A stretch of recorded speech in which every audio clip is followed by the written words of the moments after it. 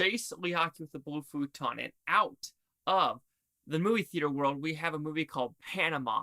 Panama! Bum, bum. No, not that song. It's a movie.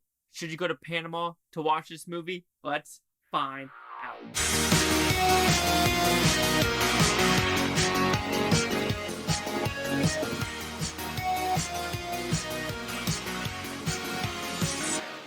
So Panama, what's about? It's a very simple premise, actually. We have the CIA, FBI, some type of military organization going to Panama and trying to do a coup, sell some Russian choppers, get some Russian weapons, Soviet stuff, blah, blah, blah. Panama Crisis 1989 kind of focuses on a couple of characters. Did I like this movie? No. This is a very, very piss poor movie. So with that, we will go with the positives of the movie. It's a short movie, and I like Mel Gibson's character. That is really about it. It's a short movie, hour and 34 minutes, and whenever Mel Gibson's on screen, I enjoyed the film. But he's on screen for maybe 15 minutes of this, and he's doing a lot of voiceover. But other than that, let's give some very, very bad inconsistencies with this movie. First thing I started off with, okay, right? So they meet this guy who's in Texas grieving at his wife's grave. Okay, cool. All of a sudden, Mel Gibson goes, "You need to meet me in Nellis in about 12 hours. And I'm thinking, Nellis. Is that what I think it is, the Air Force Base in Las Vegas? It is. So tell me how he's getting from Texas to Las Vegas in 12 hours and Las Vegas.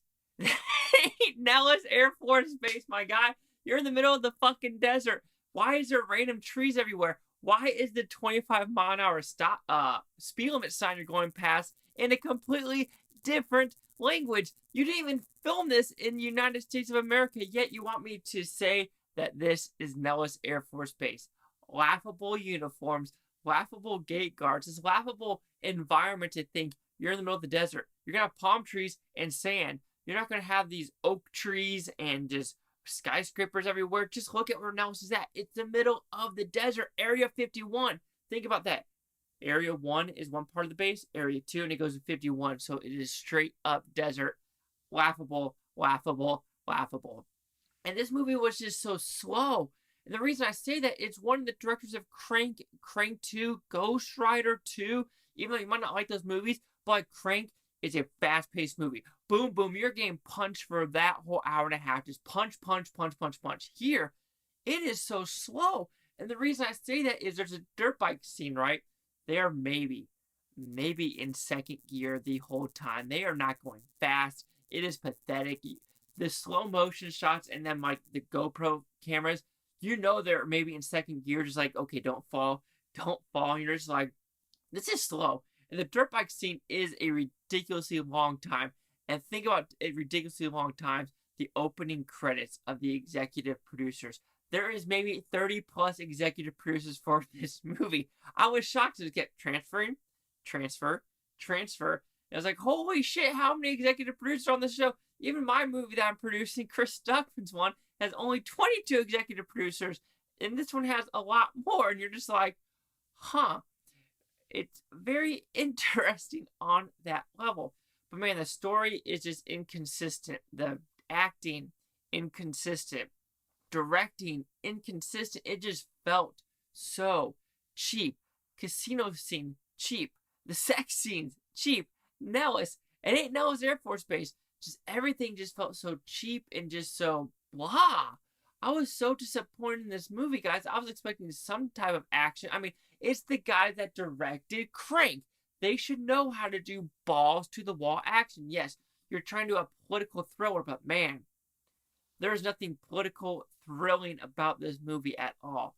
So Panama, I like the length, and I like Mel Gibson's character. Other than that, man, editing, story, inconsistencies of the environment, that's what gets me. It's like, if you're making a budget movie, okay, this is maybe $1 million budget, if that. But come on, you need to know your environment and where you're trying to say. The script says Nellis, desert.